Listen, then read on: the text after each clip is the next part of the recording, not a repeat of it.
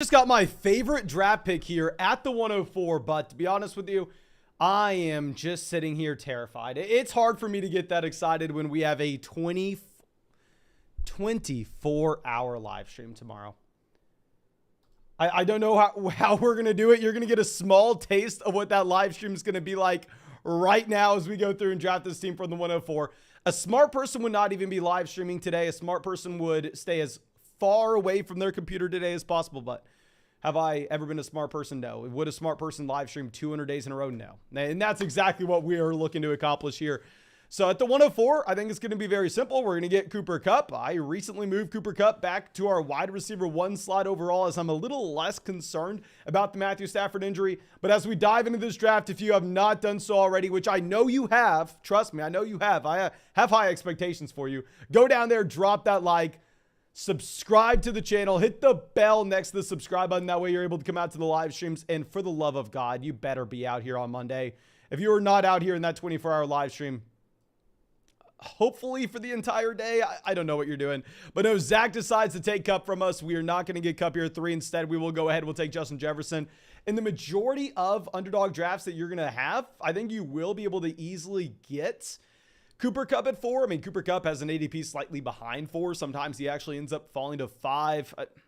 I don't know. Clearly, it's just going to be a draft-to-draft type deal. But let's go ahead. Let's take Jefferson at 4. We have Austin Eckler going at 5.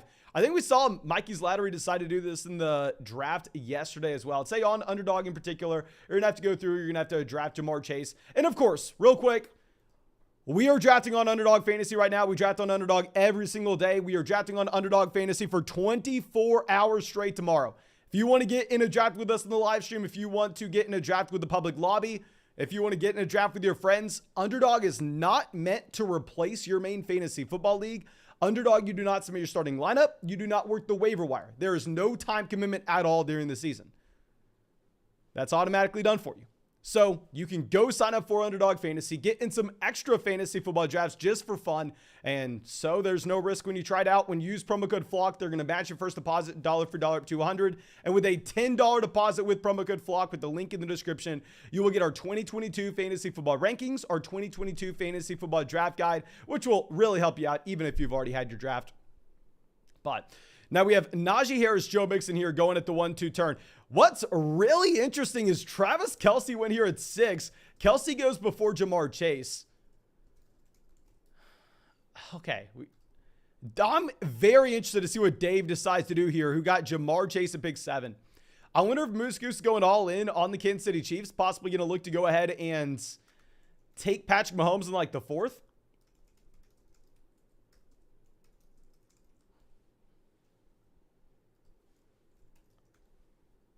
Okay. Justin says, same time as Puppy, question mark. I don't know when the Puppy starts. Did Underdog tweet something out? I think tomorrow morning we're going to aim at like we're definitely 100% going to be live by 10 a.m. Central. If I wake up before then, I'm going live before then. I don't want to set an alarm, but I'm going to go live the second that I wake up. Just the earlier we start, the earlier we end. So if I wake up at 7, we're going live at 7. Okay. But we have Aaron Jones off the board here, pick 28.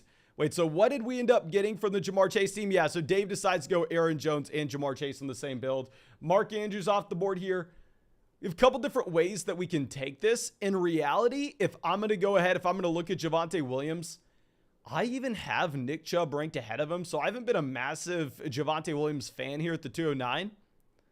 Let's see what Mikey's Lattery decides to do.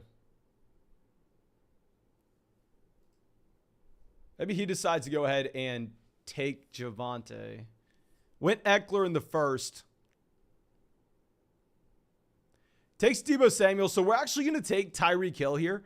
Just because I think the running back value that we're going to get in the 3rd round is going to be superb. Like, trust me, if you're new to Underdog, you need to get used to being able to get Nick Chubb in the 3rd round. I think that with Tyreek Hill here, this is a wide receiver that's moving up draft boards, in my opinion, not necessarily for the right reasons. But I think all these wide receivers are about the same as we can say with these 3 running backs. And if we look at the teams that decided to go Jonathan Taylor and CMC there with picks 1 and 2, I think they're probably going to look to push up some of these wide receivers. But Let me know what y'all think. Let me know if you think we should just go ahead and take Javonte Williams there. Of course, if you were playing in a regular shallow redraft league, we're taking Javonte over Tyreek Hill, not thinking about it. Okay. So now Jay out here says, Bijan leads us to the promised land. Yes, the University of Texas plays Alabama next week. And Jay, if you could let me know, what is the spread on that game? I talked to my mom on the phone today. She was trying to convince me to go to the game against Alabama. I was like, oh, you know, I looked up tickets, pretty expensive. At the same time, we have a 24-hour live stream this week. I don't know if I'm going to be able to get away from work enough, because we're going to be trying to catch up on videos later on in the week to be able to go do something on Saturday, but would be very fun. I'm in Austin, if y'all don't know, to go see Texas play Alabama and probably just get whooped. Okay. But Leonard Fournette and Nick Chubb off the board. That does suck, but I think that we have something else that we can root for here. I think we have a different plan. Let's see what Zach decides to do. I know Zach's in this live chat right now. I don't want to let him know what our plan is. I don't want him to snipe us on this. Yeah, Jayan says the spread's 19.5. Yeah, I'll probably pass on that. Oh, dear God. Robbie coming out. Thank you, my friend, says, Zach goes Kyle Pitts. Oh, my gosh. We were hoping that we were going to get Kyle Pitts. Instead, we'll go ahead. We'll take T. Higgins. I understand that most people prefer Michael Pittman over T. Higgins. Like, Michael Pittman has an ADP, I believe, it was either wide receiver 11 or wide receiver 12. Yeah, Michael Pittman's the wide receiver 1 in his offense, but at the same time, that offense is just going to have significantly, and I repeat, significantly less passing volume overall than what we're going to see with the Cincinnati Bengals. And we have Robbie coming out. Thank you, my friend. Says, hey, Mason, I had my draft last night. It was a 10-man PPR, 1 quarterback, 2 running backs, 3 receivers, a tight end, in a flex league. Okay, so this is very similar to the leagues that we actually make the overall rankings for. And then you said you drafted Joe Mixon, Travis Kelce, Deebo Samuel in the 3rd, Kyle Pitts in the 4th, Travis Etienne, Breece Hall, Hollywood Brown, Chris Godwin, Dobbins, Lance, Russ. Unbelievable team. What I will say is, obviously, you already know this. If you have Kelce and Pitts on the same roster, like, we are going to go through, we are going to try to sell one of these guys. I mean, we're probably going to have to sit on our hands until your league mates realize the mistake that they made by letting you have 4th round Kyle Pitts. So I think what ends up happening is we either wait to see the Kyle Pitts breakout. Maybe that's week 1, week 2. And whenever Kyle Pitts does come away with, say, 8 receptions for 75 receiving yards and a receiving touchdown, and then after that, we try to go through, we try to leverage Kyle Pitts in a deal to bring in a truly elite level wide receiver. Maybe we package him with Hollywood Brown if Hollywood Brown starts hot with pretty much nobody else in Arizona. I really like that idea. And then I would say the same thing with quarterbacks as well. Like, if we could package Russ in a similar type situation, it makes a lot of sense. Obviously, you already know that. Great team, though. I'm very surprised you're able to find that value. And the recess coming out, thank you, my friend, says in a 12-team PPR league, we went Kupp in the 1st, Fournette in the 2nd, 3rd round Javonte Williams. Y'all know I don't like Javonte Williams in the 2nd round on underdog, but 3rd round in a casual redraft format, that's great. DJ Moore in the 4th, Deontay Johnson in the 5th, Hollywood Brown in the 6th, Tony Pollard, Jalen Hurts, DeAndre Hopkins, James Cook, Alberto, George Pickens, and Darrell Henderson. Love the team. What I would say is, if we're going to go down, if we're going to look at the bench in particular, I think what we need to be doing is trying to roster as many high upside running backs. Like right now, if you have Tony Pollard, James Cook as your running back 1, yeah, we can assume that a couple of these guys probably end up breaking out by the time we get to the second half of the season. But to start the year, it's going to be very difficult to actually get running back production. So I think at that point, you probably just go through, you probably look to try to roster as many players that are an injury away as possible. That way we can just go through and slide these guys in. But now we're about to be up on the clock. We've gone 3 receivers in a row, but on underdog, you're going to get some very strong running back value a little late. So I'm not too concerned about this. And we have Patrick Mahomes off the board here. So if we're going to look at the quarterbacks that are available to us, we got Herbert, Lamar. Y'all know I'm a fan of taking these elite level QBs. Let's see what Mikey's Lattery decides to do after going Eckler, Deebo Samuel, and Michael Pittman through the first 3 rounds.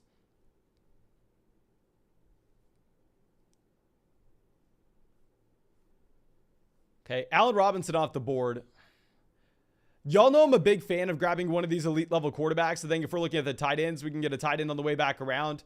So we don't have anybody for the Los Angeles Chargers. Like, you're not jumping up and down to take Justin Herbert here if you didn't get Mike Williams, if you didn't get Keenan Allen, if you didn't get Austin Eckler through the first 3 rounds. But still, at the same time, I think Justin Herbert does give us access to an elite level ceiling, as well as having a very high floor where we're not going to have to draft a second quarterback. And I think if we were to pass on Justin Herbert, I don't think we get Lamar making it back to us in the 5th when we already have Patrick Mahomes off the board. So if I thought there was a chance we were going to get Lamar Jackson in the 5th, which if Lamar does fall, this Herbert pick is bad. We should have gone Jerry Jeudy. But in reality, I think that if we pass on Herbert and Lamar here are going at the 4-5 turn. Paul coming out says, with ADPs close, are Kyle Pitts and Mark Andrews in the same tier? I would say from like an ADP standpoint, yeah, they're probably in the same tier. But from my personal rankings, no, I'm still going to have Mark Andrews a tier above Kyle Pitts. But y'all know we've been advocating to draft Kyle Pitts in the 3rd round all offseason now.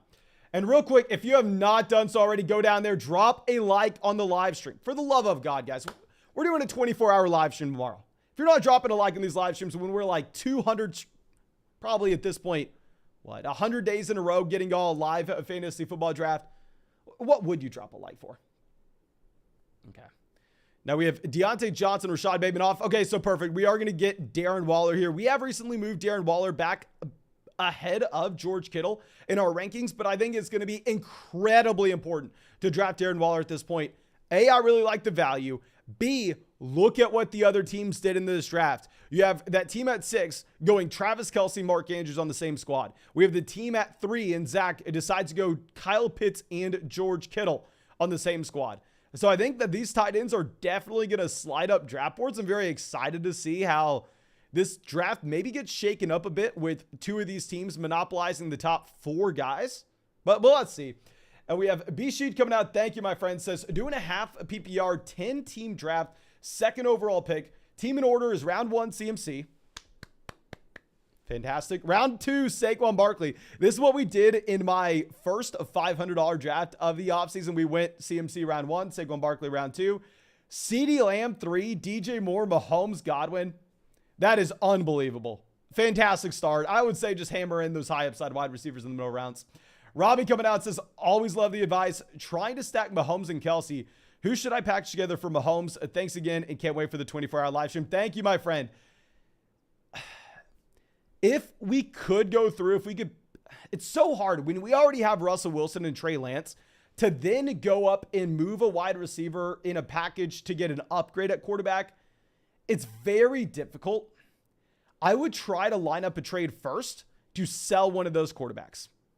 Like, say if we could go through and sell Russell Wilson and a small wide receiver on your bench like Kadarius Toney, and we can get a better wide receiver that we're much more excited about, someone like Mike Williams, T. Higgins, and then we can look to go out there and trade the quarterback left over in a package with a different wide receiver, and then go out there and get Patrick Mahomes. I think you do have to make a move selling one of these quarterbacks before we go through and just buy another guy.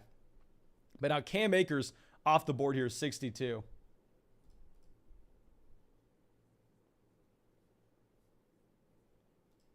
So let's swing this around. Adam Thielen goes 63. Of course, at this point, we're looking for running backs.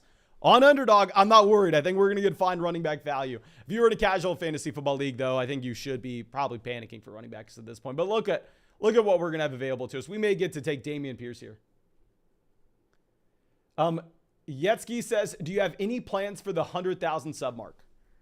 I was thinking of maybe doing something crazy. Now, of course, I thought there was no way we were hitting 90,000 before the season started. So I don't want to act like it's impossible because I thought the other thing was. But if we were to hit like 100,000 before kickoff, maybe I have my girlfriend shave my head on a live stream or something. Maybe we do something wild like that. I think we're about 9,000 away at this point. I don't know how the 24-hour live stream is going to go. I don't know how the YouTube algorithm is going to like it. I don't know how y'all are going to enjoy it. But please, guys, make sure you're dropping that like. Make sure you're coming out and hanging out with us tomorrow. Okay. Now we have Brandon Ayuk off. Okay, perfect. We are going to go with one of these running backs in either David Montgomery or Elijah Mitchell, pick 69. Montgomery goes. We get Elijah Mitchell. I think if we didn't have Elijah Mitchell, it probably would be significantly more concerning. But with Mitchell here, I'm even less concerned about where we were at previously. Now that we don't have Trey Sermon on this team, it's not like I was ever coming out here going, oh my God, Trey Sermon is a god. Trey Sermon's going to be the starting running back here. No, it's just you were sitting here going, okay, we don't really know what Kyle Shanahan's going to do with his starting running back. We haven't known that for years now. So him thinning out the running back room a little bit, I know everybody has their favorite sleeper. I'm still more excited about it. Dre says, meet up for the 100,000. Yeah, we're definitely going to have a meetup. It's probably going to be at the end of the year when things cool down a bit, but we're definitely going to have a meetup regardless if we hit 100,000 or not. Okay.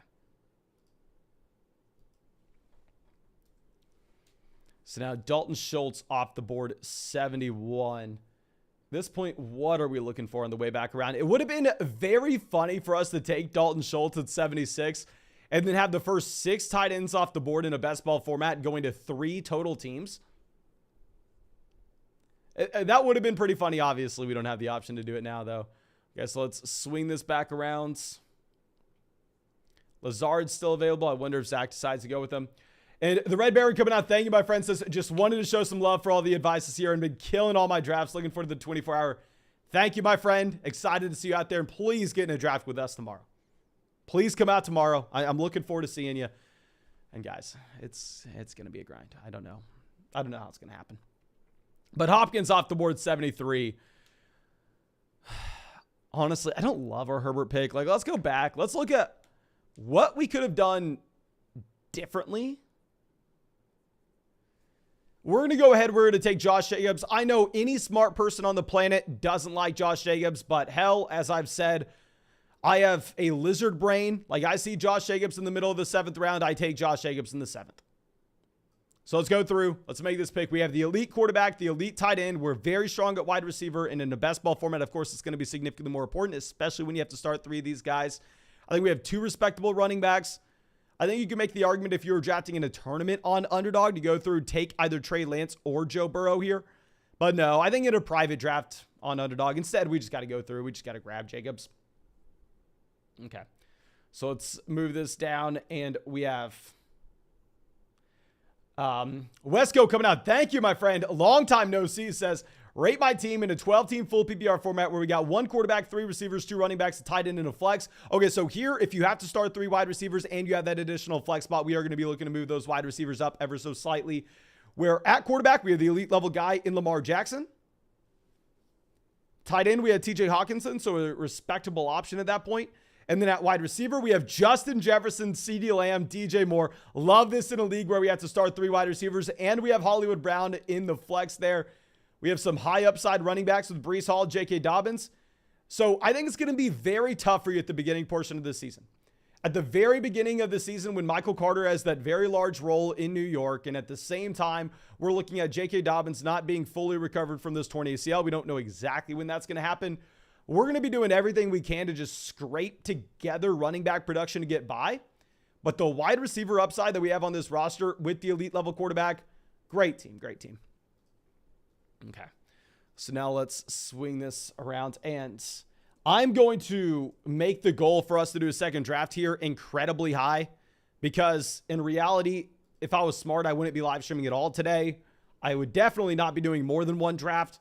But if this stream goes bonkers, you know I'm not smart. I am very stupid. If we get 400 likes in the live stream, we will fire up another draft. Actually, no. I'm lying to you. 450 likes in this live stream. I've had like 2,000 people watch this already. I should not be doing another draft after this one. Okay. So now we have some running backs going off the board here. You have Kareem Hunt going a little bit early. Usually Kareem Hunt is a running back that we're looking at in this range. So let's slide this over. Amari Cooper's been falling a ton. Amari, not only in the 8th round, but now you see that his ADP is kind of creeping into the 8th. I'm excited to see where he's going in puppy drafts tomorrow. Sky Moore off the board. I think that we can go through. We can grab one of these top 3 players. We don't have to think too much about it. Let's just see who we get. So Clyde Edwards-Helaire goes 91. Did something happen with Amari Cooper today? Am I just going to look like a complete idiot for selecting Amari here at 93? Now, Drew coming out. Thank you, my friend. Says, in a 10-team PPR league, I drafted at 8. We'll get to that 1 second. I'm going to pray that nothing's happened with Amari Cooper and I'm not missing the boat here.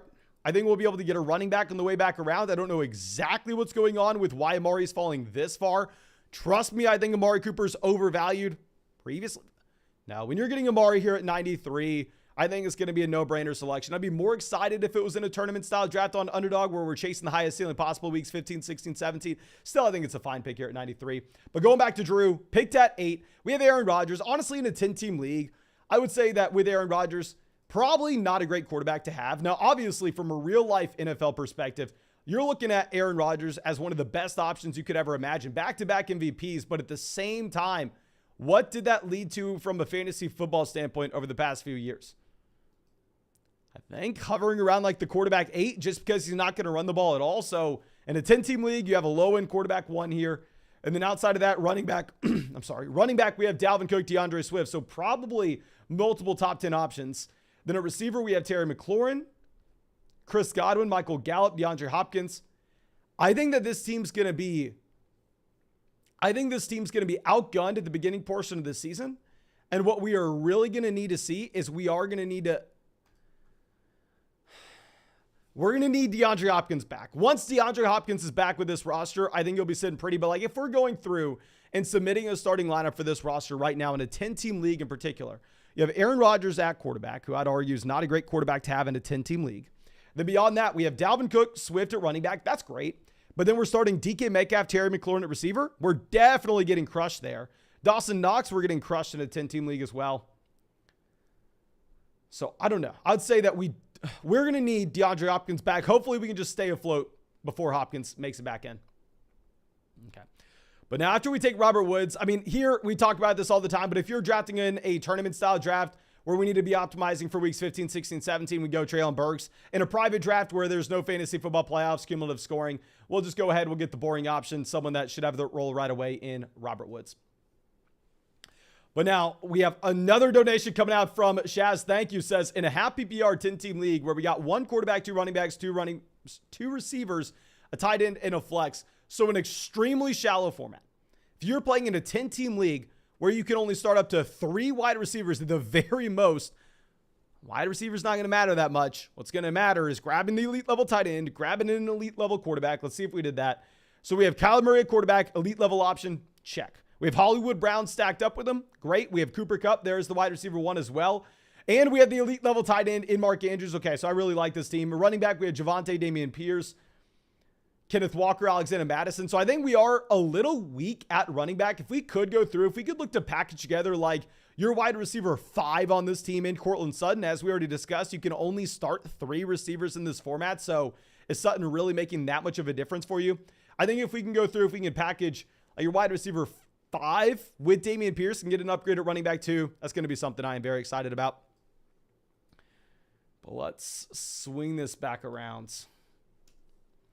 Rondale Moore off the board. So obviously we're looking for running back value here. We have Elijah Mitchell and Josh Jacobs currently sitting at running back. So we definitely need one of these guys in James Cook, Melvin Gordon, or Darrell Henderson making it to us. I'd be a lot more excited about Kenneth Walker in a league that had the fantasy football playoffs, but he's going to miss the beginning portion of the season. We don't exactly know when we can expect him to come out here and have a large role. But Moose Goose, this is the team that took the 2 elite level tight ends earlier on with Travis Kelce and Mark Andrews. They decided to go Kenneth Walker. So we're actually going to get the 2 guys. We're going to get James Cook. Hell yes. We're getting James Cook here as our running back 3 in a team where obviously we need some running back help. We have the elite tight end. We have the elite quarterback. We are very strong at wide receiver as well. I think that James Cook has a receiving down role to start the season. And I think he has upside for more if he were able to get the red zone role. Unlikely that he earns that red zone role, but it's still in the range of outcomes. Okay. So let's move this down. And Dalton says, yo, my friends and I are trying to start a new format. 1 quarterback, 2 running backs, 2 receivers, a tight end, and a flex. Is that a W? Yes. Adding more flex spots to your league is always a great idea. Add more bench spots as well. What I'll say is the more flex spots you add, the less important it is to grab the elite tight end, to grab the elite level quarterback, and that wide receiver depth is going to be crucial for you to make it through the bye weeks. So here I'm actually going to probably just hammer in some wide receivers through the first 5 rounds in that format. Okay. So let's swing this back around. What's the report on Isaiah McKenzie? Okay, so Isaiah McKenzie, we're saying that he's going to play week 1 now. See what Zach decides to do. I don't really love anybody in this range. He goes Hines. We don't love anyone in this range. We're going to go through. We're going to take Kirk Cousins. In a regular league, you're never drafting a second quarterback after you have Herbert here. But of course, on underdog, it's going to be a little bit different. I think that we get some nice correlation in here with Justin Jefferson and Kirk Cousins. Mainly, I just kind of feel like we're in no man's land. But once we take Cousins here, we're not going to be drafting another quarterback through the rest of this draft. And yeah, Mikey's Lattery taking Justin Fields directly after us. That's definitely going to help when we're not taking another QB. But Will coming out. Thank you, my man. Says, what's up, champ? How is my team in the second league? Where we got Lamar quarterback. Check. Derrick Henry. Who else at running back? Derrick Henry, Kareem Hunt, A.J. Dillon, Darrell Henderson. So we have the anchor running back. We have other running backs that have small roles in their offenses in Kareem Hunt, in A.J. Dillon, and Darrell Henderson that were to have elite level ceilings if something changes with their situation. And maybe that happens for just one of these running backs. We only need it to happen for one. Love that running back room. Receiver, we have DJ Moore, Michael Thomas. Don't necessarily see the third guy, but honestly, if you only have 2 wide receiver slots and a flex, I think you'll be fine. We have the elite level tight end as well in Travis Kelce. I think this is great if it's a 10-team or a 12-team league. If it's a 12-team league, it's phenomenal. If it's a 10-team league, still, it's very strong. 8-team league, kind of whatever. But obviously, it just depends on the overall player pool we're looking at. And we are 200 likes away on the live stream from firing up another draft. So if you want another draft after this one, go down there, drop that like. If not, all good. We have the 24-hour live stream going tomorrow, so maybe we need to go through and save our voice regardless. Will says 12-team league. My friend, how the hell do you get that in a 12-team league? Henry in the first. I guess Kelce in the second. DJ. Oh, no, this makes sense then. Yeah, DJ Moore in the third. Okay, that does make sense in a 12-team format. I love the construction of it, though. Okay, now let's swing this down. I think that we have a very balanced roster. There's not necessarily anything we specifically need at this pick. I think we're just going to go through and grab our favorite guy. David Njoku went 137. Very interesting to see Njoku here. We were thinking we possibly go through and grab Irv Smith Jr. to correlate with Kirk Cousins, but obviously that's not an option here. There's one player that I'm looking at that we really want, and we end up getting him when we get McCole Hardman here. I mean, in a casual redraft format, it would be very hard to expect that you ever know when to start McCole Hardman. But in a best ball league, I think that you could be looking at him saying, okay, well, he's attached to Patrick Mahomes. He should have a role on a week-to-week basis, given the speed, given his ability to stretch defenses. Maybe he goes off. Maybe he has 2 separate games where he gets 6 receptions, 90 receiving yards, and 2 receiving touchdowns. And then he spikes into our lineup. I think it's a great pick here, 141. Okay. Nick says, Mason, Puppy is a $5 buy-in, right? Yes, Puppy's a $5. Is there a Puppy draft right now? Oh, dear God. Is the Puppy right now? For the love of God, tell me it's not. Okay, don't think it is. Okay, it's not. Yeah, the Puppy's tomorrow on Underdog. Y'all scared me for a second. Obviously, I'm going to be able to draft in those Puppy drafts on Underdog through the live stream tomorrow. If it was going to fill before then, I was probably going to cry on the stream right now. Okay, but now let's swing this around. I think, honestly, we may take our 7th wide receiver here and then not take another one the rest of the way. Could make the argument we reach on Gerald Everett, but in reality, I'm not too excited to do it. We'll take DJ Chark. If you're playing in the league where you have the fantasy football playoffs, I'm not taking Chark. I think that he starts very hot in Detroit, or at least as hot as any other wide receiver in this range, like Nico Collins goes right before him. However, I do think that he gets phased out of this offense as the season goes on, given the fact that you are looking at Jameson Williams as a very good wide receiver coming out of Alabama. I thought he was slightly overrated when people were talking about him being the best wide receiver in this draft class. I'll say, when people were saying that, I was saying he was very overrated. But still, I mean, he should be not a great rookie, given the fact that he's having to recover from that torn ACL. But when he does come back, he's definitely going to be playing over DJ Chark as the vertical element here in Detroit. KJ Hamler off the board, 149. If we did not go DJ Chark, we would have gone KJ Hamler instead. Oh my gosh, just pulled up the chat. We have 1 million donations. Of course, thank you so much for the support, but let's go through and check this. Oh my gosh, thank y'all. Bruneman says, hey Mason, I'm drafting 5th in a 12-team full PPR format. Would you prefer the combo of Chase, Barkley, Kamara, Chubb, or Eckler and Debo? Thanks and congrats on 90K. Thank you. And honestly, if we had to pick out of this, I'm going to prefer the combo Jamar Chase and Saquon Barkley, or Jamar Chase and Alvin Kamara over Austin Eckler and Debo Samuel. But if you are playing in a 12-team shallow redraft league where you only have one flex spot, honestly, I think that we just exploit the league settings. If you only have one flex spot and you can only start up to 3 wide receivers in general, I think we probably go like Eckler and then an elite level tight end in the second, whether that's Kelsey or Mark Andrews, whatever makes it back to us. But if you have a league that's multiple flexes, I definitely like the idea of going Chase and then Saquon Barkley. Now, Rob coming out says 10-team PPR, no defense, double flex. We are at the 108 where we went Jamar Chase, Stephon Diggs, Nick Chubb. Nick Chubb at the 308. That's great. And then Ezekiel Elliott, Mike Williams, Darren Waller, Drake London, Brandon Ayuk, Burrow, Pierce, Kenneth Walker, Gesicki, Raheem Mostert, Kenneth Gainwell. Okay, I do like the team. One thing that I will say, not a massive fan of Ezekiel Elliott at the price point you paid in a 10-team league in particular. If we were to go through to make any changes to this squad, maybe in a 10-team league where everything we're looking to do at this point of the offseason is we're trying to make 2-for-1 deals. You're about to have a lot of players that you want to go through and pick up off the waiver wire. There are going to be a decent amount of waiver wire options that we want to be going for. It's going to be hard to do it if all of a sudden we have to go through, if we have to cut someone like Kenneth Gainwell. We don't want to have to do that. Let's make 2-for-1 deals. Let's open up roster spots down there on the bench. If we could end up trading Ezekiel Elliott and Dameon Pierce and getting a running back that you're a lot more excited about, I think that would make a lot of sense. Okay. So let's move this down. Luca coming out. Thank you. Always says, should I try and trade anyone? I have Justin Herbert, Austin Eckler, so we are betting on that Los Angeles Chargers situation. James Conner, Tyreek Hill, Deontay Johnson, Amon-Ra St. Brown, and Dallas Goedert starting. Currently on the bench, we have J.K. Dobbins, Drake London, MVS, Pat Frymuth. I do not think you try to trade anybody right now. Because if we were looking at this, like Drake London's not going to give us production at the beginning portion of the season. J.K. Dobbins probably is not going to give us production at the beginning portion of the season. So if that's going to be the case, we're probably in a spot where we're better off just waiting for one of those guys to actually give us something respectable. Like if we get the Drake London breakout or if J.K. Dobbins is fully healthy, then all of a sudden, yeah, I think we have enough firepower to go ahead and make a deal. But as it stands, we're just going to have to be sitting on our hands until we get a breakout from those guys. Okay.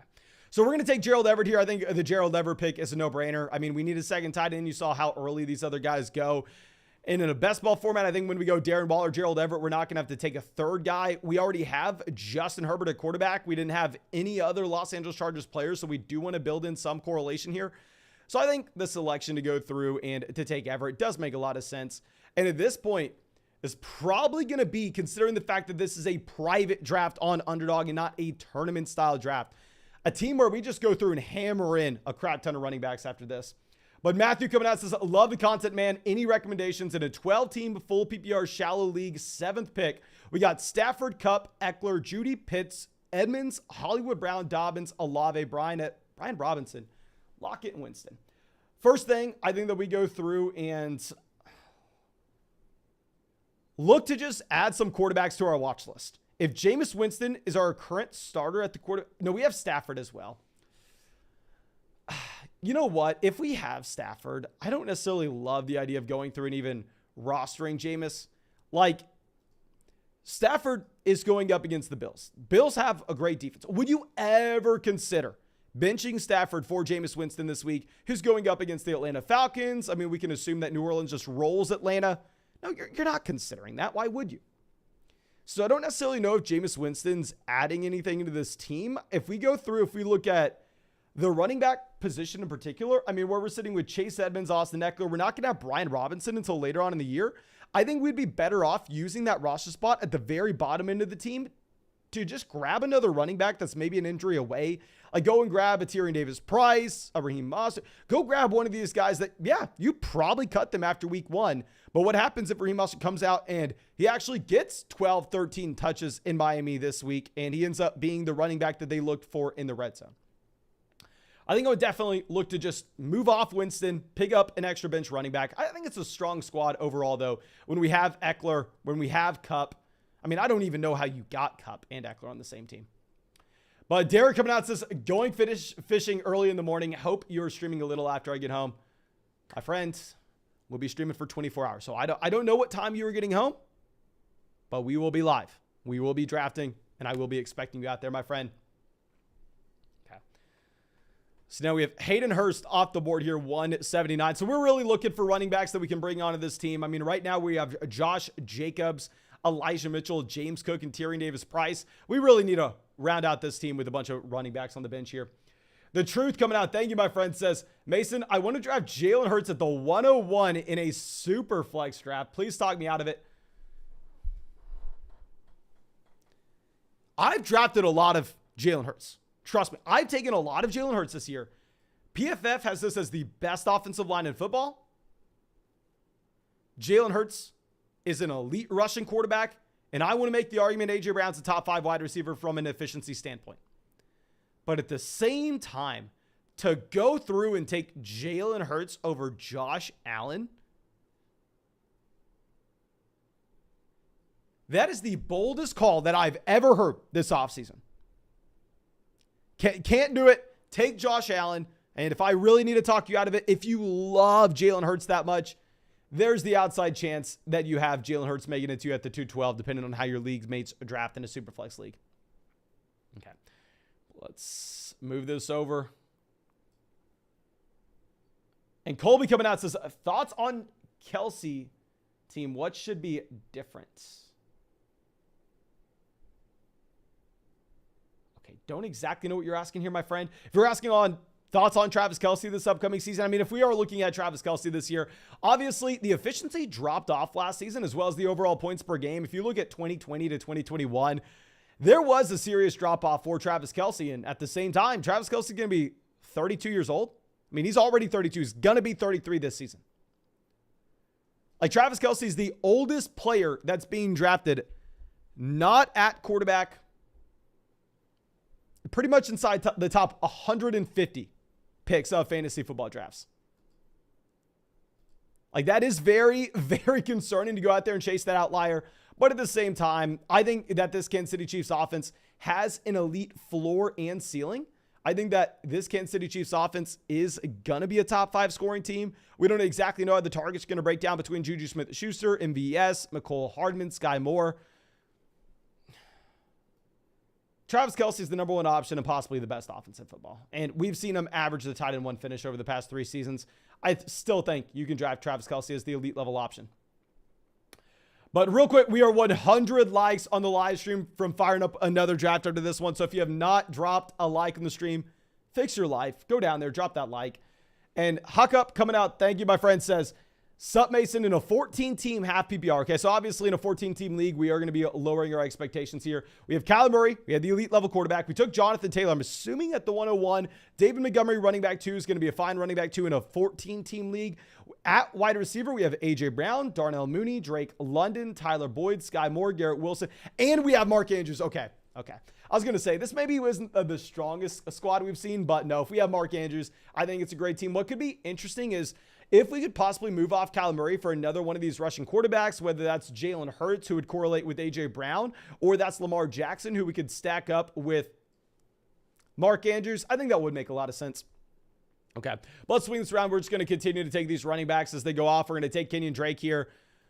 I mean, I never really think that Kenyon Drake's the starting running back over J.K. Dobbins by any means, but at the same time, you're looking at Kenyon Drake saying, well, we've seen him in the past be able to catch passes out of the backfield.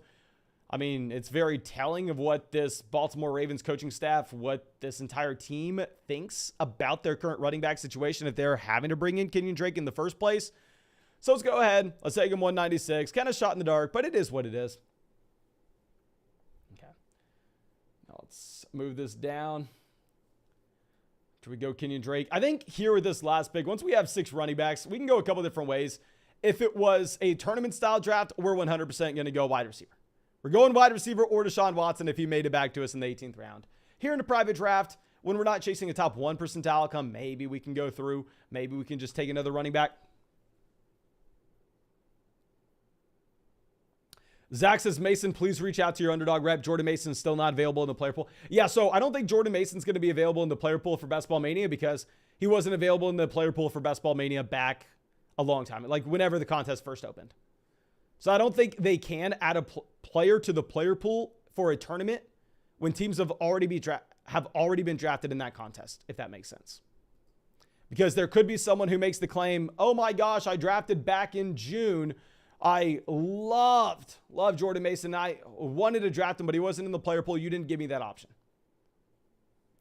Now, the recess says PPR and return yards. We're going to go George Pickens or Isaiah McKenzie. I would say from an upside case standpoint, in a regular shallow redraft league, I'm going through and I am easily going to take George Pickens over Isaiah McKenzie. Now, at the same time, I don't play in leagues that have return yards. I tried it back, I believe, in 2015 and 2016. I was in a dynasty league for 2 years that had it. I was not a fan. I ended up leaving the league. I really didn't like it. But now, Antonio coming out says, hey, Mason, I have the second pick in a 12-team full PPR league. Do I take the shot of CMC or Justin Jefferson, a.k.a. Randy Moss? Need your help. Love the vids. Thank you, my friend. Go through, take CMC. I mean, I tweeted this out yesterday. I understand there's nothing scarier than drafting Christian McCaffrey in the first round of your fantasy league this year. But at the same time, I would argue that being the guy who passed on CMC, being known as that guy, probably a little scarier. And of course, we are 60 likes away on the live stream from firing up another draft. So if you want another draft after this one, go down there and drop that like.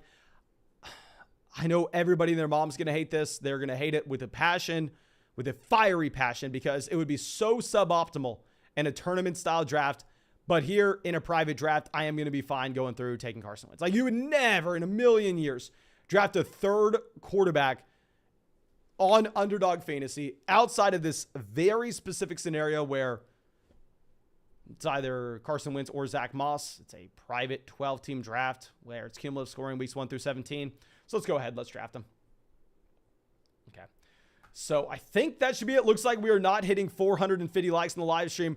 I'll give it another like 10 seconds or so. Honestly, I don't really want to hop in another draft. I want to save my voice, but I do want to look at these player props because I know that we are closing in on this. Of course, this is already going to be on Underdog Fantasy. I'm sure everybody here signed up for Underdog. If you're not on Underdog, to get in drafts with us, to get our rankings, to get our draft guide, to get access to these player props, go to the link in the description, link in the live chat, use promo code FLOCK. They'll match first deposit dollar for dollar up to 100. But let me know what y'all think. I'm specifically going to just look at the Buffalo and Los Angeles Rams lines here. Stephon Diggs has had his line move up as of late. I think that the Devin Singletary under could be quite appealing. Of course, if you're going to go through, if you're going to look at what we had with Devin Singletary at the end of last season, Devin Singletary just absolutely crushed 48.5 receiving yards every single week. But I think this could be a competitive game where the Bills aren't able to run the ball as much as this is projecting. And here we talked about this a while ago as well. I think if we look at the Cam Akers and Darrell Henderson's lines, I don't know which one of these is going to be good. But if I was a betting man, I would say that probably one of the overs is going to hit. I feel like for Darrell Henderson to have less than 27 rushing yards, that probably meant that Cam Akers had an okay day. Cam Akers' total is less than Devin Singletary's. I don't know. Let me know what y'all think. But it looks like actually we did hit 450, so we will go through and we will grab a link for another fantasy football draft here. Probably not a smart idea for me to do this. It is what it is. I can't believe we're going to do this for 24 hours tomorrow. Like, I've been having a hard time sleeping because I'm so scared about this. Okay, so if you want to join our next draft, just going to be a link in the live chat right now. It says $3 draft here. It's going to be a private draft on Underdog. Okay. So Big Dog coming out says $200 draft where we got a 12-team PPR league. Kirk Cousins. Okay, Cousins at quarterback. I'd say probably a safe low-end quarterback one, but no access to a truly elite level ceiling given the fact he's not going to run the ball at all. But we do have Austin Eckler, Saquon Barkley at running back. We have Mark Andrews at tight end. I love this team. We have DJ Moore, Brandon Cooks, Drake London, Darnell Mooney, Gabriel Davis. We also have Brandon Ayuk, Kadarius Toney, Christian Watson, Robinson. So we are just loading up with a crap ton of upside down there on the bench. Love the team, my friend. If we could go through, if we could make a deal like trading away Kirk Cousins and Brandon Ayuk and go get like a Trey Lance, someone with rushing upside, I think that would make a lot of sense. But Milan fan coming out, thank you, says Kyler Murray, DeAndre Swift, Saquon Barkley, CeeDee Lamb, Keenan Allen, Michael Pittman, and Dallas Goedert in an 8-team draft. Okay, let's go through and let's look at this through the light of an 8-team league. Is CeeDee Lamb a top 8 wide receiver this year? I would say probably. He's my wide receiver 6. So you have a low-end wide receiver 1 for an 8-team league. Keenan Allen is probably, the wide receiver 13, 14 on our ranking. So you have a low-end wide receiver 2. You have a high-end wide receiver 3 with Michael Pittman in a 8-team league. In an 8-team league. So I'd say Michael Pittman's probably around wide receiver 16. So low end wide receiver 2, high end wide receiver 3 in this format. Would love this roster if it was like a 10-teamer or a 12-teamer. If this was a 12-team league, we'd be losing our minds. But in an 8-team league, I don't necessarily think that this is the craziest thing we've ever seen. But Walter Gregg coming out, always had a long time member of the flock, says, thank you for your dedication to the craft. I've destroyed these drafts because of you. No, I'm sure that maybe we've held you back a little bit, my friend. Happy to hear that you've destroyed your drafts, though. And I am looking forward to seeing you in the live stream tomorrow. If y'all don't know, Walter's been a long time member of the flock. But Cub goes off the board here at 2. Let's swing this back around. Okay, so we're either CMC or Justin Jefferson. There's nothing in between. CMC or Justin Jefferson. And Eckler officially has a higher ADP than Jamar Chase here. Oh, dear God. I would say maybe that would make sense if Isaiah Spiller was still hurt. And not only was Isaiah Spiller still hurt, they never brought in Sony Michel. But on underdog, this kind of format, I don't think you can ever draft draft Eckler over Jamar Chase. Freddie coming out again says, pick 2. We got 2 running back slots. Alvin Kamara, David Montgomery, Breece Hall, Dameon Pierce, A.J. Dillon. I understand David Montgomery, not a great matchup against the 49ers. I get it. But at the same time, like, we know David Montgomery's the bell cow in his backfield. We don't exactly know what the workload's going to look like for A.J. Dillon this upcoming season. We don't know for sure if he's going to have the receiving down role and if all of a sudden, the red zone role. And we know for sure that Aaron Jones has the receiving down role. So there's an outside chance that A.J. Dillon, from a usage standpoint, fancy Jamal Williams. I think that we go through. I think that we just start Alvin Kamara. I think we start David Montgomery. Maybe as the season progresses, all of a sudden, A.J. Dillon's that running back 2, or Dameon Pierce, or Breece Hall is probably someone that we are eventually playing over David Montgomery. But with those players, I'm going to want to see it before we actually believe it. Now, Steven says, in a 10-team PPR league, a friend wants to trade my second-round pick of Jamar Chase for his second, fourth, and seventh. Would you do it? Yes, I would do it. Yes, I would do it. I mean, obviously, you got a great value with Jamar Chase falling, but if we can trade our second-round pick for a later second, pick up an extra 4th, and pick up a 7th rounder, we're going to look to make that deal. Ryan says, if you need extra help in the chat tomorrow, I got you. Thank you, my friend. And yeah, Ryan has been a long-time member of the flock as well. I'll go through. You are a moderator, my friend. And Milan says, also had Chase, LOL, forgot it. Okay, if you have Jamar Chase, it's a significantly better squad, because if we're looking at that, then you have 2 wide receiver 1s, and then all those guys just slide down. Much better team with Jamar Chase. I didn't love it when you said you didn't have him. And now, after this, we have a run on running backs happening. I don't know the last time we had Devontae Adams falling this far in an underdog draft in particular. Dear God, when's the last time on underdog you've seen Devontae Adams fall here to pick 14? I'm assuming he goes off the board here at 14. But Steven says, in a 10-team league, PPR is Herbert in the early 4th, too early. Depends the other value that you're looking at there. If you think it's just a flat tier wide receiver, sure, I'm fine with you deciding to pivot to Justin Herbert. But I don't know. I don't know. In a 10-team league, I think you are going to be able to get Trey Lance extremely late. So let's wait and let's see what's available before we actually just pull the trigger on that. And now we have Devontae Adams finally off the board, 14. You had Travis Kelce making to 16 as well. Dear God, I don't know the last time we saw Stephon Diggs and Kelce on the same squad. But Pedro coming out, thank you, says, how do you like this team? I aim for some quarterback, wide receiver / tight end stacks. In a standard league where I had the first pick, we got Patrick Mahomes, the elite level quarterback, check. Jonathan Taylor, Nick Chubb, Cam Akers, love the running backs. We have Higgins, DJ Moore, Hollywood Bay. Great team. I don't understand why we have Kyler Murray here. I understand that you want to go through, you want to stack Kyler Murray with Hollywood Brown. If this was a best ball format, I would love that. But in reality, if we're going to be looking at this as just a casual redraft league, I think the plays to go through, try to package together Hollywood Brown and Kyler Murray. And if we can just go through, if we can bring in a truly elite level wide receiver, like if we can get Stephon Diggs, CeeDee Lamb, Devontae Adams, I think that make a lot of sense. I mean, yeah, Patrick Mahomes and Kelce stacked up. You don't necessarily need to ever go through and start Kyler, but great team regardless. Okay. Well, let's go through. And Jarrett says, should I trade CeeDee Lamb and Chase Edmonds for Cam Akers and Deontay Johnson? I have been an Akers guy this offseason. I've been buying the dip on him in the 5th rounds. I understand that there's a ton of fear with the torn Achilles recovery process. In reality, I think that 9 times out of 10 in a league where you only start 1 quarterback, 2 running backs, 2 receivers, and a flex, in that shallow of a format, 9 times out of 10, the best option is just to go through and grab the best player in the deal. The best player in this deal is CeeDee Lamb. Okay.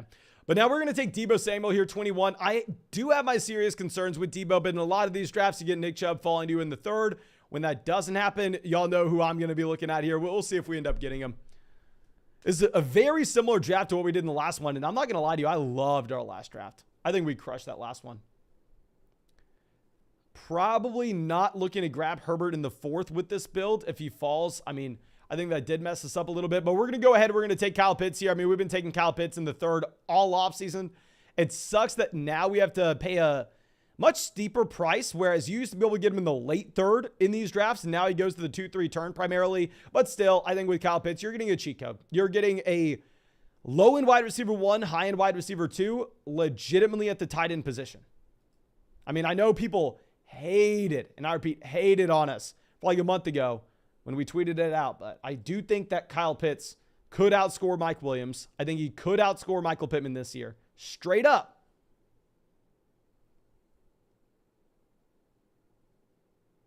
And you get that production at tight end. I love that idea. But let's go through and let's swing this around. Jackson coming out says, in an 8-team Superflex league, 8-team league, sky-high expectations here, my friend. 8-team league, sky-high expectations. We have Josh Allen, Derek Carr. Okay, I love having, obviously, the quarterback 1 overall. Saquon Barkley, Leonard Fournette, 2 elite-level running backs. Stephon Diggs. We have the Diggs and Allen stack. Mike Evans, Hawkinson, DJ Moore, Jerry Jeudy. Love this team. I would say I'm not as big of a fan on Matt Ryan as most people are. I understand with Matt Ryan, yes, he's better than Carson Wentz. Yes, he's probably a Hall of Fame quarterback. Yeah, Matt Ryan's prime, fantastic. But at this point of his career, this is not someone we're expecting to be hyper efficient. And on top of this, this should be one of the most run-heavy offenses in the NFL when he has no rushing upside as well. And an 8-team Superflex league, even though it's Superflex, because there are only 8 teams here, I don't necessarily know if we're ever going to be excited to go through and play Matt Ryan. Like, if we could go through, if we could try to package together, like, Matt Ryan and... I love DJ Moore. I love Jerry Jeudy. Like, Matt Ryan and Dameon Pierce. If we can go through and... Or Matt Ryan and DK Metcalf and just get an upgrade for a quarterback that maybe has rushing upside, someone like Justin Fields, I think that would make a lot of sense. Okay. But now we have Ezekiel Elliott going off the board here at 37. Zeke's not someone we've drafted a ton. Derek's out in this draft with us. Derek's at 10. Just now noticed that. Okay, Derek, I got to ask you in the live chat if you're here right now. What's with the thought process of going Swift Barkley here? Like, what are we doing going Swift Barkley, passing on? Like, you could have had Devontae Adams, Travis Kelce. Let me know your thoughts on that, my friend. But Tyler coming out says, grade my team. We got Kyler, quarterback, Barkley, CMC. I love how many Barkley CMC teams we see. Then we have T. Higgins, Brandon Cooks, Devontae Adams, Michael Gallup, Elijah Mitchell, Kareem Hunt, and Courtland Sutton. Great team. Not much I can say. I mean, I think that with the amount of wide receiver depth that we have, like, I guess we probably have to wait until Michael Gallup comes back until we actually make any moves. I wish I could come out here and go, oh, yeah, we need to do X, Y, and Z to improve this roster. Reality, it's a great team. It's hard for me to say anything. I know it's a horrible answer. I know that that's not really what you're wanting to hear, but if I could see anything, I would. Okay, so now we have the Josh Allen team deciding to go Lamar Jackson here. So we were talking about the potential of not taking Justin Herbert in the 4th where we did in the last draft. And now we don't even have that option, in that we have a very interesting little design here going off at the quarterback position with these guys going 40, 41, and 42 all back to back to back. So it looks like we are going to end up with a wide receiver here. I mean, obviously, Breece Hall falling these drafts. I think there's an outside chance we get Breece Hall in the 5th. Are we getting our guy? Don't tell me you're giving us our guy here at 45. Calabrese out here has Aaron Jones and then the Cincinnati Bengals stack with Jamar Chase and T. Higgins. They go, Jared, we're getting our guy. We're getting Jalen Waddle at pick 45. Oh, dear God, I'm excited about this. I think that we can still get running backs later on. We did just fine in the last draft. We took Elijah Mitchell in the 6th. We took Josh Jacobs in the 7th. Got James Cook added on the team. I think we were fine at running back. In a league where you have to start 3 wide receivers and it's best ball, Jalen Waddle pick, no-brainer.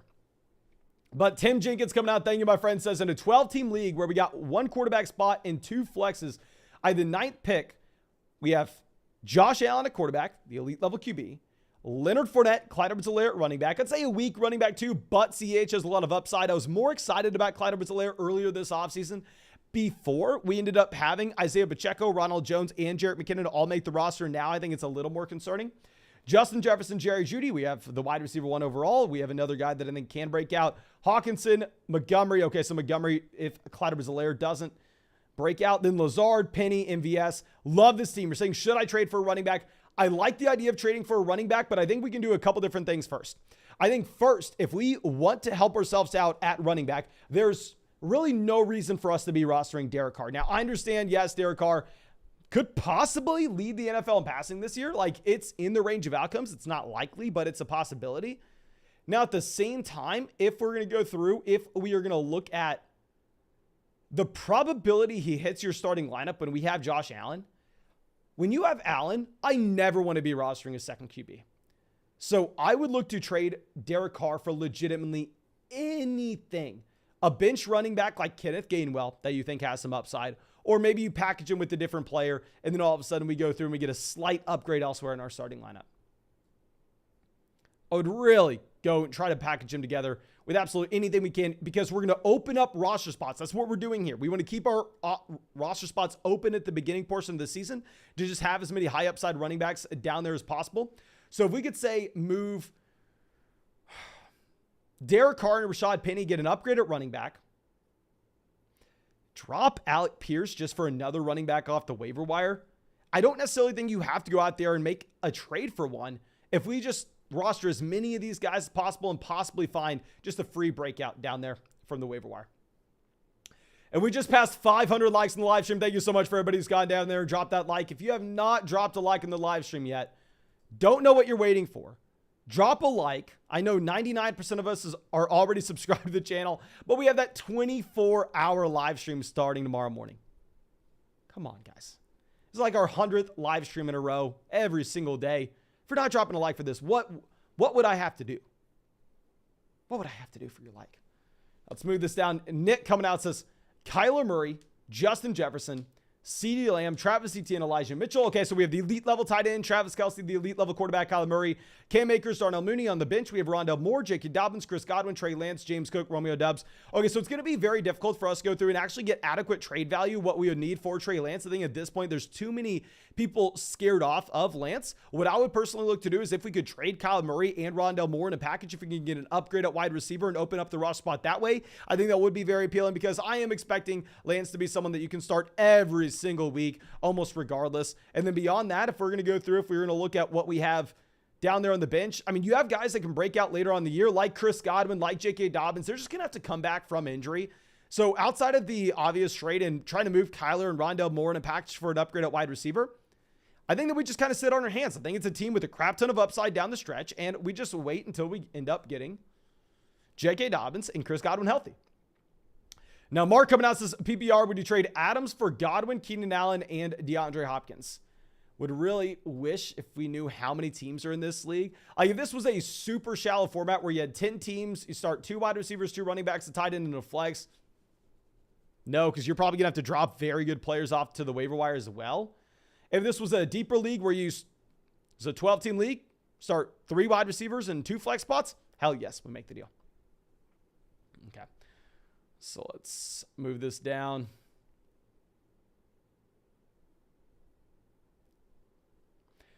Now we have David Montgomery off the board here, 64. Chase Edmonds goes 65. I would have been very excited about getting David Montgomery on the way back around to pick 69 if we could have had him. Of course, now we're going to have to pivot. Y'all know I am a big J.K. Dobbins guy, so I think at this point we are Michael Thomas, Dobbins, or Elijah Mitchell. Let's just see what this board gives us. We're one of these 3 players. Like, Michael Thomas falls pick 69, we were probably going to go through and take him. But yeah, now we are easily J.K. Dobbins, Elijah Mitchell as our running back 1 here, pick 69. We have Jefferson, Debo, Jalen Waddle, Deontay Johnson, a wide receiver. We have Kyle Pitts at tight end. We definitely need to start bringing in some running backs here.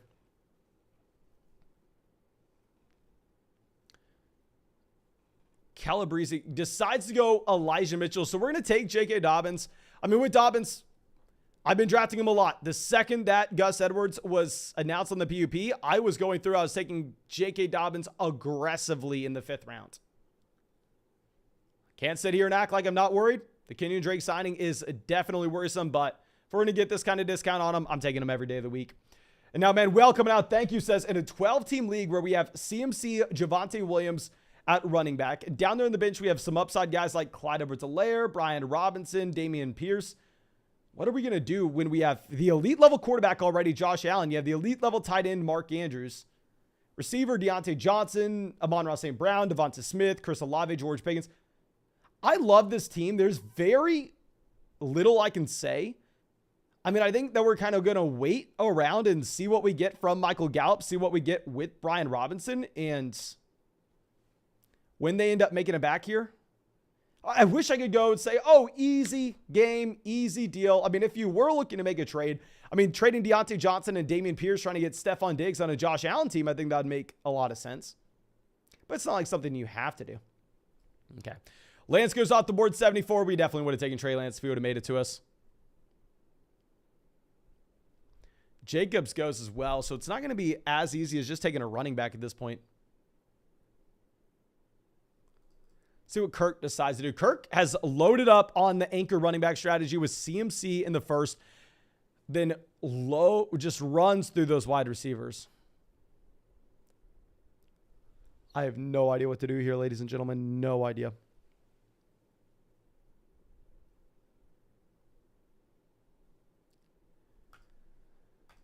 I don't know what to do. We're going to take Christian Kirk. We're going to throw our hands up in the air. We're going to say in the best ball format, we know we're going to be able to get running backs later on. So let's go ahead. Let's take Christian Kirk here at pick 76. I mean, I felt like every pick we made up until this point has been a no-brainer selection. Jefferson at 4, I don't think about it. Debo at 21, I'm not thinking. Kyle Pitts, I'm not thinking. Jalen Waddle, obviously that's an auto pick. Deontay Johnson is a smash. Dobbins, this is the one pick that I think that you can make an argument to go a couple different ways. If we would have had Jerry Jeudy, Cortland Sutton, we would have gone Russell Wilson. If we would have had one of Jamar Chase or T. Higgins, we would have gone Joe Burrow. But I don't know. Let's take Christian Kirk here. But going over to our next question, Sky Dude, a longtime member of the flock, says, what up, GOAT? $200 buy-in in a full PPR format. We got 1 quarterbacks, 2 running backs, 2 receivers, a tight end, in a flex in a 10-team league. Okay, so an extremely shallow format. We need to exploit the settings, grab an elite quarterback, grab an elite tight end.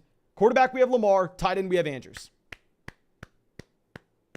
Great deal here. And then outside of that, we're looking at Swift, Clyde Edwards-Helaire at running back, Justin Jefferson, T. Higgins at wide receiver, Jalen Waddle in the flex, and on the bench, we have Bateman, Christian Kirk, Kareem Hunt, James Cook. Would love your thoughts. Love the team. I hate to give this answer. It's the worst answer I could ever give. Doesn't help anybody.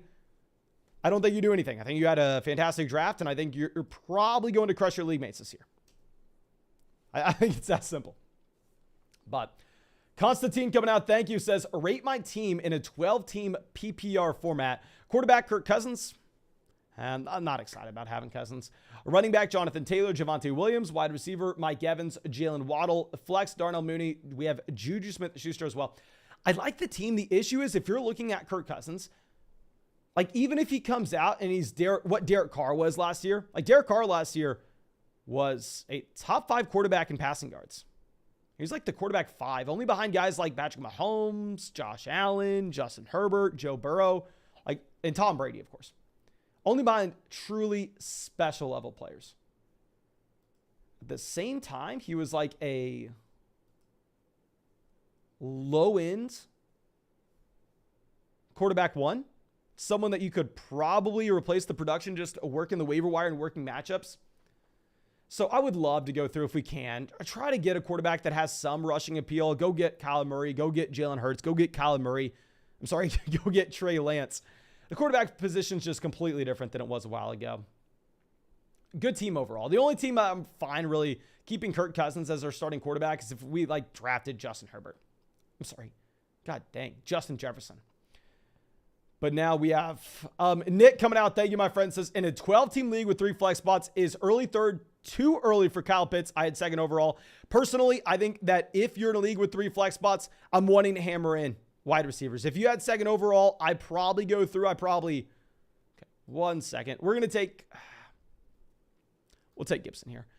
If you were second overall, I'd probably hammer in CMC at pick 2. And then after that, we are going receiver, receiver, receiver, receiver, receiver if it's a full PPR format where you have 3 flexes. Because those wide receivers are going to be the optimal flexes, and it's not as easy as just saying, oh, well, there's going to be more than enough depth to go around later on. Okay. And Mark coming out says a 13-team league. Very rarely you're seeing a 13-team league. Derrick Henry, Dameon Pierce, Tyreek Hill, A.J. Brown, Cortland Sutton, and David Njoku. So not great at tight end. Keep in mind, 13-team league, going to be a little bit worse. And then on the bench, we have Tyler Boyd, Brandon Ayuk, George Pickens, Christian Watson, Gabriel Davis, with Darrell Henderson and Rashad Penny. Week 1 roster. Okay, so if we're looking to submit a starting lineup week 1, I think wide receivers, most likely, A.J. Brown, Sutton. In the flex spot, we're going to be going with Gabriel Davis over every other option down there on the bench. Running back, Derrick Henry. And then, I think we do start Dameon Pierce over Darrell Henderson and Rashad Penny. Pierce and Penny are going to be close if Kenneth Walker misses. I really like the team. I feel like when we have one of these rookie wide receivers breaking out, you can go through and you can look to trade them in a package, get an upgrade elsewhere. We're going to go ahead. We're going to get Damien Harris. We just kind of need to bring in some running backs that are going to get touches at this point. Y'all know I'm not a big Damien Harris guy. I think that Damien Harris has absolutely no receiving down upside in the slightest. Very, very rarely have I drafted Damien Harris this offseason. But hell, pick 100. It's going to be it. It's going to be whatever. Okay. Now let's slide this down. So our 3 running backs at this point are J.K. Dobbins, Antonio Gibson, and Damien Harris. Now, beyond this, we have Zach of Trades saying, what are your thoughts in a 12-team PPR format, $150 buy-in? We got Lamar Jackson at QB. A running back, we have Christian McCaffrey, Ezekiel Elliott. Wide receiver, we have Gabriel Davis, Allen Robinson. Okay, we have the elite level tight end there with Mark Andrews, Michael Thomas. And on the bench, we have Chase Edmonds, Brandon Ayuk, Michael Gallup, Mecole Hardman. Love the team. There's not too much I can say. Obviously, it looks like we are probably outgunned at wide receiver through the beginning portion of the season, where our wide receiver 1 and wide receiver 2s are Gabriel Davis and Allen Robinson. But I think you have enough upside at the position to make it through. I think we just save the roster spots where we're not wasting them on backup quarterbacks and backup tight ends when we have Lamar and Mark Andrews. And we just continue to fire up those high upside wide receivers like Brandon Ayuk and Michael Gallup, which you're already doing. But Devin Singletary off the board here, 105. Don't exactly know what we should come to expect later on in this draft. Was this another Jefferson build? Yeah, this is another team where we have Justin Jefferson. Maybe we're going to go through and grab Kirk Cousins in the 11th again if we are in no man's land. Now, 702 B-side says 12-man standard PPR, 3rd pick, quarterbacks Trey Lance and Jameis Winston. To be honest with you, I think when you have Trey Lance, you're never starting Jameis Winston over him regardless of matchup. I don't even think I'd waste a roster spot on Jameis Winston. Running back CMC, Saquon Barkley, Leonard Fournette, Cordell Patterson. Love it. Wide receiver, Jalen Waddle, Deontay Johnson, Brandon Cooks, and Monroe St. Brown, Michael Thomas, tight end Kyle Pitts. Great team. Not much to say. The only thing I would say is I don't love rostering 2 quarterbacks in a shallow redraft league, knowing that you're always going to have quarterback starters coming off the waiver wire. And at the same time, you have someone that you're going to be able to plug and play almost regardless of matchup.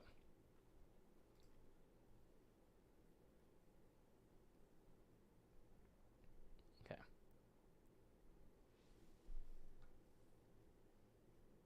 Let's swing this over. Cordell Patterson goes 111. It would have been very nice to have Cordell Patterson make it to us at 117. Sean says, do you like the stack of Carr, Adams, and Darren Waller? Yes. That's the spot where I think that you roster Derek Carr. Because with Carr, he has no rushing upside. But if he does become a league-winning player, he probably has to lead the NFL in passing. If he leads in the NFL passing, obviously, Devontae Adams and Darren Waller are league winners as well. Okay. So let's swing this around 117. Joshua Palmer goes 115.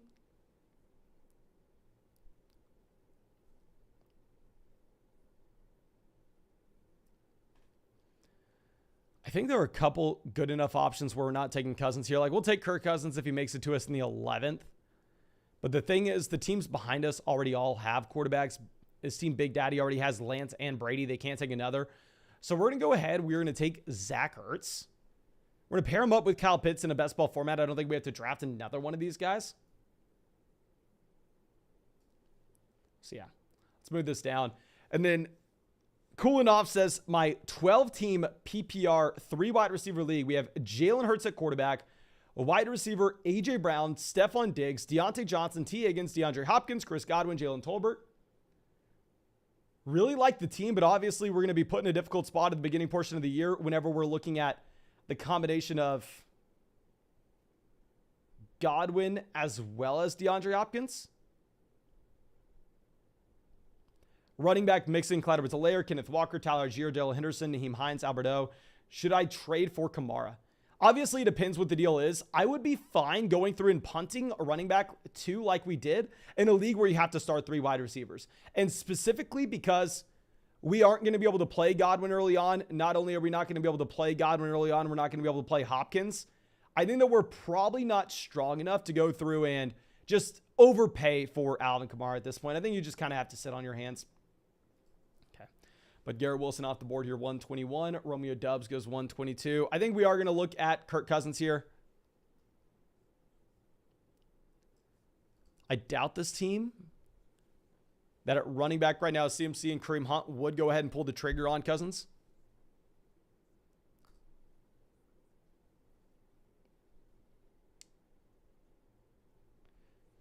Let's see what they decide to do.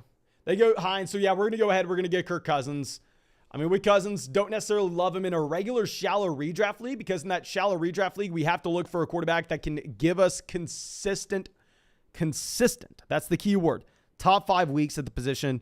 But here in best ball, I mean, we will be able to just capture his random spike weeks when we have Justin Herbert here as well. So I think it does make a lot of sense to just go through, grab Kirk Cousins, 124.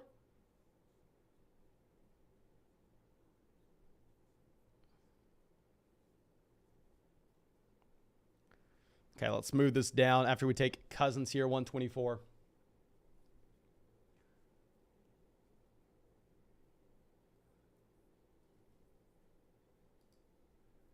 Okay, so let's find our next question.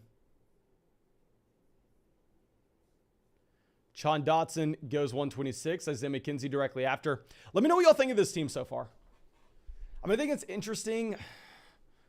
It's not the most exciting build we've ever had. I would have been a lot more excited if we had Clyde Edwards-Helaire making it to us 93. If we have CEH making it to us 93. If we have Miles Sanders making it to us pick 100. I'm a lot more excited about this team. I'm just not a big Damian Harris guy. But Exiled Runners coming out. Thank you, says in a 10-team half PPR league, that's tight end premium redraft. We got 1 quarterback, 2 running backs, 3 wide receivers, a tight end, and double flex spots. We have Josh Allen at quarterback. At running back, we have Jonathan Taylor, Javonte Williams. Wide receiver, Deebo Samuel, T. Higgins, Chris Godwin. Tight end, Dallas Goedert. And then down there on the bench, we have Kareem Hunt, Alexander Madison, Miles Sanders, Chris Olave, Kenyon Drake, Garrett Wilson, Christian Watson.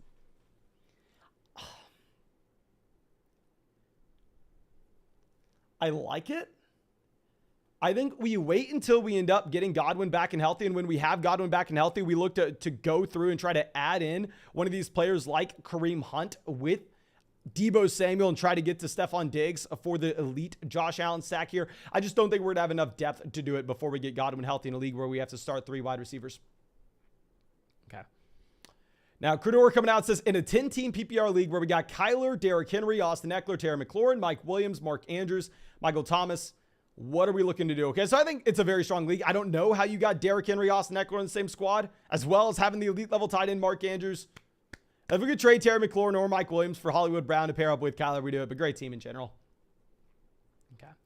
Now we have a run on quarterbacks here going Justin Fields, Trevor Lawrence, and Tua Tagovailoa here at the very end of the 11th round. Probably a pretty good thing for us in general. I mean, I guess we would have taken Justin Fields if he would have made it on the way back around, just given the rushing upside that he has in Chicago, even if we think that the offense is going to be bad, even if we don't necessarily love Justin Fields himself.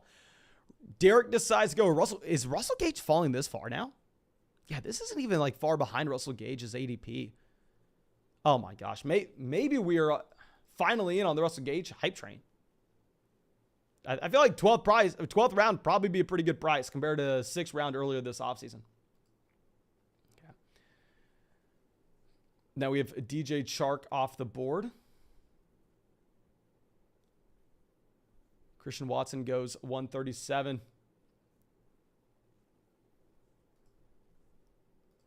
Now, Aiden says, rate my team, please, in a 10-team PPR league where we got Jalen Hurts at quarterback, running back Saquon Barkley and Antonio Gibson, wide receiver Justin Jefferson, CeeDee Lamb, AJ Brown. Okay, I was a little worried when you said you had Saquon Barkley and Antonio Gibson at running back in a 10-team league. But if we have Jefferson, Lamb, and AJ Brown, you are golden. AJ Brown stacked up with Jalen Hurts. We have TJ Hawkinson at tight end. We have Waddle on this team as well. Love the squad. Not too much for me to say. We're not wasting raw spots down there on quarterback or tight end on the bench. We're chasing high upside players like Elijah Moore, Chase Edmonds, Kadarius Toney, Rashad Penny. Love the team. Love the team. Now, James Robinson off the board. So it looks like we're locked into a running back here. I'm fine with Kenneth Gainwell. I'm fine with Michael Carter. I'm fine Alexander Madison. Whoever makes it here as our fourth running back. Michael Carter goes 139.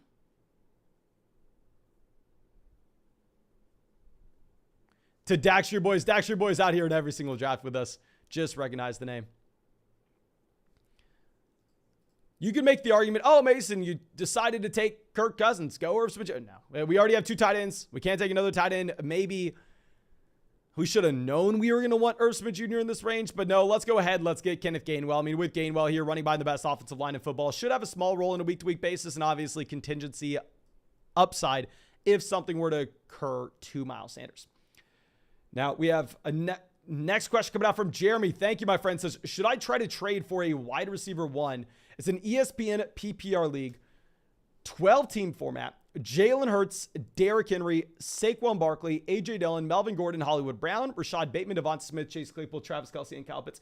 Yes, I think you can afford a wide receiver one here. You have Kelce and Kyle Pitts. Kyle Pitts is someone you can start every single week regardless. If we can go through, if we can look to trade Travis Kelce, I mean, if we could trade him straight up for like Stephon Diggs, I think that makes a lot of sense.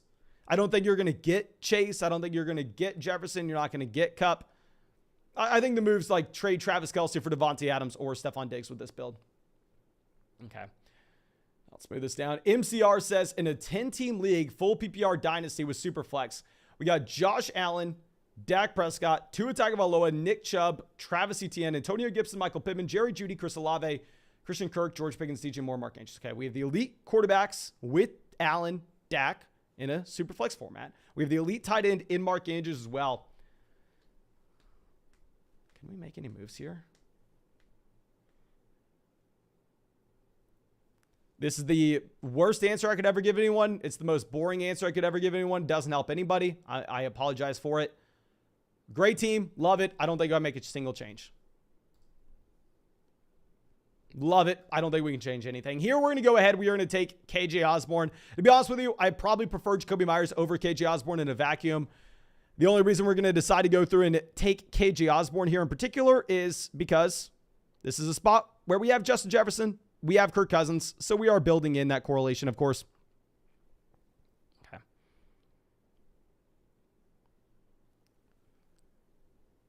Let's move this over.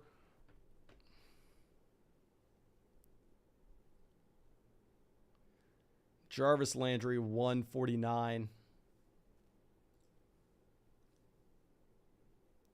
Mark says, opinion on Julio. Could he be startable? If Godwin misses time, yes. I think if Godwin, Evans, Gage are all healthy, I don't think you're really starting Julio Jones.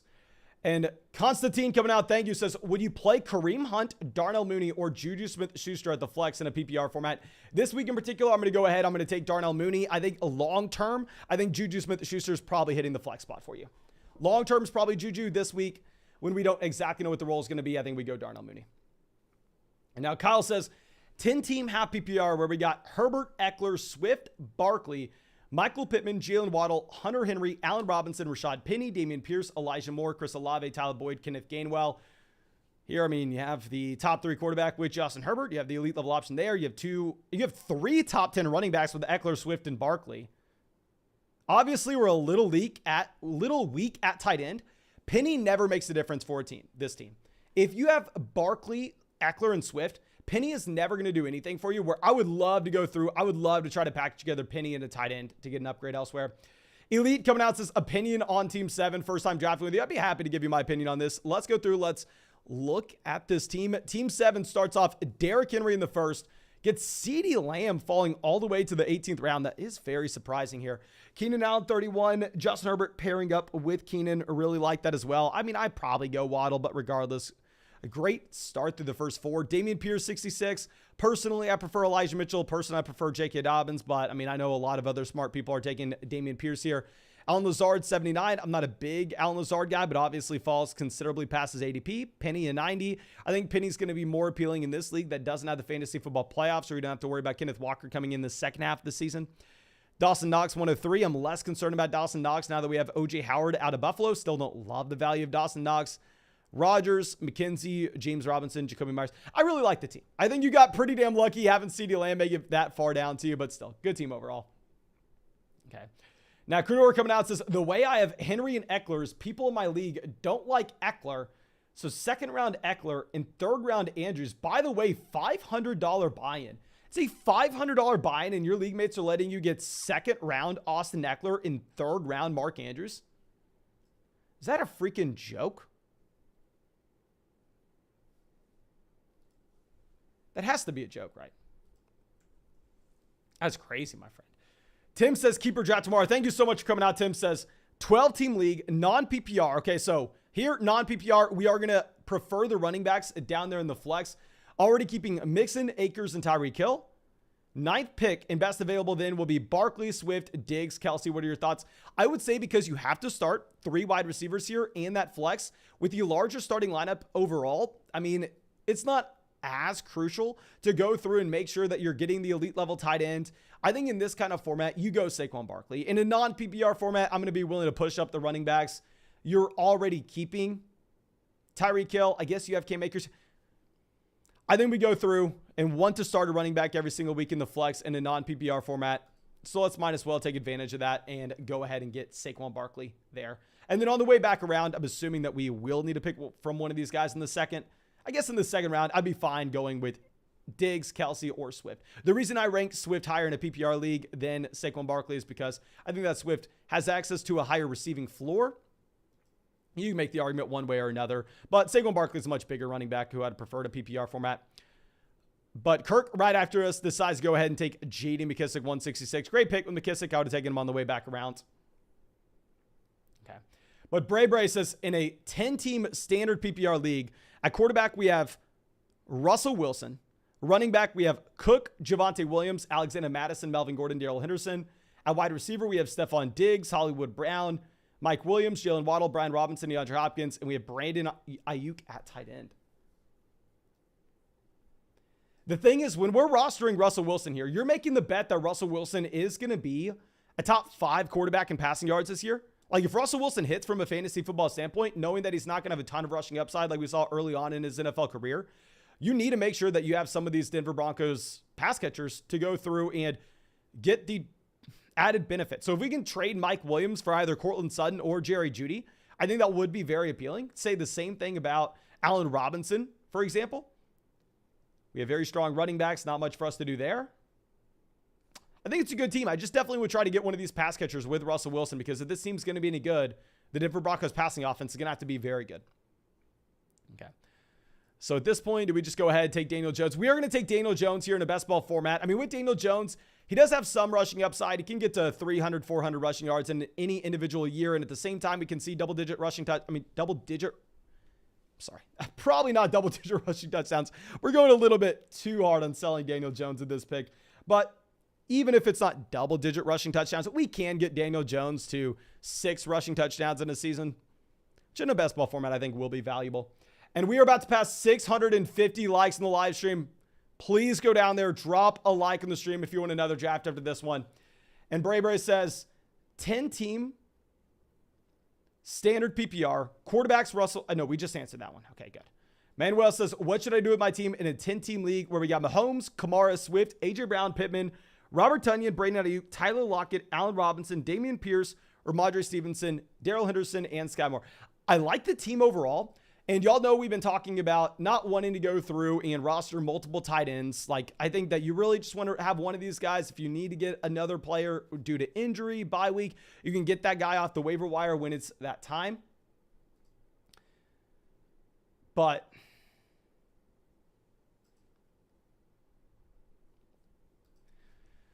if we're going to go through and look at a team that has Robert Tonyan as their starting tight end, I think that this is where we can go through. I think we can drop someone like mean, don't even know if we can drop it. Tyler Lockett. I think we make a 2-for-1 deal, whether that's trading the combination of Damian Pearson or Ramondre Stevenson for an upgrade at running back, then opening up another raw spot where we can pick up a tight end. I actually would like picking up another tight end in this format. Someone like Tyler Higbee, Mike Gesicki would be a perfect example. Okay.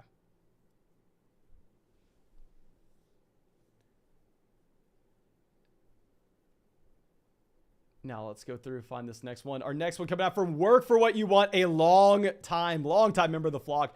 Draft in 30 minutes. I know your tiers say Justin Jefferson and Chase over Eckler, but I have the 4th pick and torn between 3 players. If I pass an Eckler, I know there's going to be a massive drop in value at running back. If you play in a league that has multiple flex spots, our rankings are for the format 1 quarterback, 2 running backs, 2 receivers, a tight end, and 2 flexes. If you play in that format, I think you have to take a stud wide receiver. You have to go Jefferson or cut. But if you play in a league that only has 1 flex spot, there I'm fine going through and taking Eckler, knowing it's going to be so easy for you to find wide receiver later on. Brandon says we missed this question. I'm so sorry if we missed your question, Brandon. See if I can go find this. Okay, we got Herbert at quarterback, Najee Harris, J.K. Dobbins at running back. We have A.J. Brown, Allen Robinson at wide receiver, Mike Williams, DK Metcalf, Brandon Ayuk. I think we answered this, didn't we? If not, we have the elite QB, the elite tight end, a couple high upside running backs. Maybe difficult to get there at the beginning portion of the year when we have J.K. Dobbins probably not playing here in Baltimore. But long term, you should be fine. Yeah, especially Gibson maybe can get you there at the beginning portion of the season. We have the stack up with Mike Williams. It's a 10-team league, so obviously your expectations need to be a little bit higher. But still, like, what am I supposed to say? Like, you have high upside running backs. We have a stud quarterback, stud tight end. We have wide receivers that correlate with our QBs. I mean, with our quarterback. The team's built out great. Like, it's just full of studs. Okay. Now, let's see what we're going to be doing here with our next pick. Obviously, we kind of need running back at this point. We have J.K. Dobbins, Antonio Gibson, Damian Harris, and Kenneth Gainwell. Yeah, Terry Davis-Price was definitely going to be someone that we were looking at if we could bring him in.